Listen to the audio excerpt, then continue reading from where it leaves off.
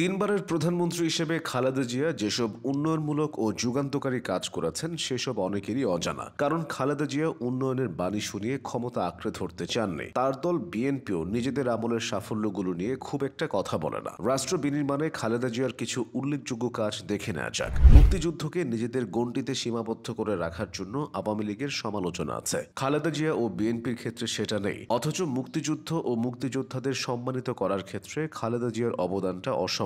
তিনি ক্ষমতায় এসে মুক্তিযুদ্ধের স্মৃতি রক্ষা এবং স্মৃতি বিজড়িত স্থানসমূহ রক্ষার্থে উদ্যোগ গ্রহণ করেন। রায়ের বাজারে শহীদ বুদ্ধিজীবী স্মৃতিসৌধ নির্মাণ করে মুক্তিযুদ্ধে পাকিস্তানিদের হাতে নির্মমভাবে প্রাণ হারানো বুদ্ধিজীবীদের প্রতি জাতির সম্মান প্রদর্শনের ব্যবস্থা করেন। এরপর 2001 সালে সরকার গঠন করে খালেদা জিয়া মুক্তিযোদ্ধাদের কল্যাণে সরাসরি সরকারকে সম্পৃক্ত করার জন্য মুক্তিযুদ্ধ বিষয়ক মন্ত্রণালয় প্রতিষ্ঠা করেন। তার নির্দেশে মুক্তিযোদ্ধা তারামুন বিবিকে খুঁজে বের করে মুক্তিযুদ্ধে তার অবদানের স্বীকৃতি স্বরূপ রাষ্ট্রীয় পদক বীর প্রতীক হস্তান্তর করা হয়। খালেদা জিয়া পাকিস্তানে অসম্মানিত অবস্থায় পড়ে থাকা মুক্তিযুদ্ধের বীর সৈনিক বীরশ্রেষ্ঠ মতিউর রহমানের দেহাবশেষ বাংলাদেশে নিয়ে আসার ব্যবস্থা গ্রহণ করেন। এবার আসা যাক অন্য প্রসঙ্গে। 3 দফায় সরকার গঠন করে বেগম খালেদা জিয়ার নেতৃত্বাধীন সরকার রাষ্ট্র পরিচালনার ক্ষেত্রেও বেশ কিছু গুরুত্বপূর্ণ সিদ্ধান্ত নিয়েছেন, যেগুলো এদেশের রাজনীতির ইতিহাসে মাইলফলক হয়ে থাকবে। সংবিধানের দ্বাদশ সংশোধনীর মাধ্যমে পার্লামেন্টারি পদ্ধতির সরকার প্রতিষ্ঠা ও ত্রয়োদশ সংশোধনীর মাধ্যমে নিরপেক্ষ তত্ত্বাবধায়ক সরকারের অধীনে জাতীয় নির্বাচনের ব্যবস্থা গ্রহণ এসবের মধ্যে অন্যতম।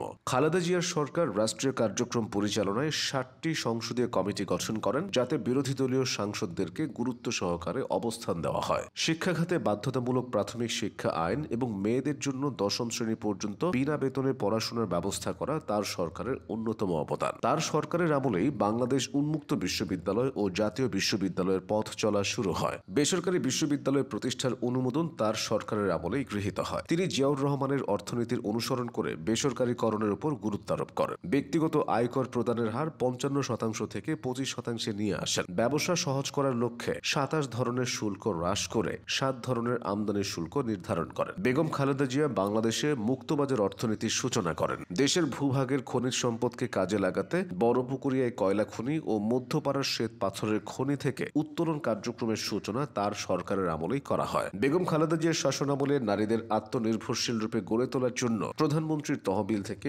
সহজ শর্তে ঋণ সহায়তা প্রকল্প গ্রহণ করা হয়। আত্মকর্মসংস্থান কর্মসূচির অংশ হিসেবে সহজ শর্তে ঋণ সেবা সহায়তায় তিনি আনসার ভিডিপি ব্যাংক প্রতিষ্ঠা করেন। স্বাস্থ্য খাতে সমস্যা ও সংকট নিরসনে তার সরকার সমূহের কার্যক্রম সুবিদিত। প্রতিটি উপজেলা স্বাস্থ্য কমপ্লেক্সকে 31 থেকে 50 শয্যায় উন্নীত করেন এবং জেলা কমপ্লেক্সকে 100 থেকে 250 এবং 50 থেকে 100 শয্যায় উন্নীত করা হয়। দেশের শতকরা 90% মানুষের জন্য তার সরকার সুপেয় পানির ব্যবস্থা করতে সক্ষম হয়। বাংলাদেশের টেলিকমিউনিকেশন খাতেও খালেদা জিয়ার অবদান অনস্বীকার্য, কারণ তার সময়ে সেলুলার ফোন ও আইএসডি ফোনের সূচনা হয়। অন্তত 3 লক্ষ টেলিফোন সংযোগ চালু করা হয়। বেগম খালেদা জিয়ার সরকার 330টি উপজেলাকে বিদ্যুতায়নের আওতায় নিয়ে আসে। উপকূলীয় এলাকাগুলোতে 1000-এরও বেশি সাইক্লোন সেন্টার নির্মাণ করেন। ধর্মীয় সম্প্রীতি প্রতিষ্ঠায় বেগম খালেদা জিয়ার সরকার প্রবল গুরুত্ব দেয়। তার সরকারের আমলে এদেশে অসংখ্য মসজিদ, মন্দির, ঈদগাহ ও অন্যান্য উপাসনালয় নির্মাণে সরকারি তহবিল থেকে অনুদান প্রদান করা হয়। ঢাকার আশকোনায় হজযাত্রীদের সুবিধার্থে একটি স্থায়ী হাজি ক্যাম্প প্রতিষ্ঠা করা হয়। এছাড়াও